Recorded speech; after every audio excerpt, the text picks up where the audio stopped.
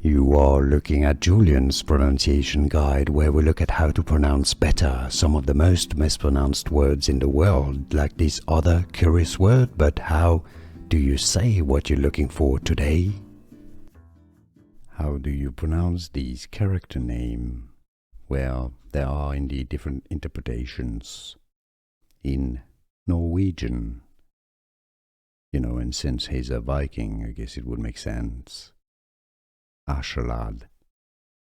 But in English, the fictional character from the manga series is generally referred to more as Askeladd. Most people pronounce it that way. Askeladd. How do you pronounce it yourself? Askeladd or Askeladd? Let us know in the comments. Here are more videos on how to pronounce more confusing words and names too many mispronounced. Like this video if you found it useful. I appreciate your support. I'll see you soon and thanks for watching.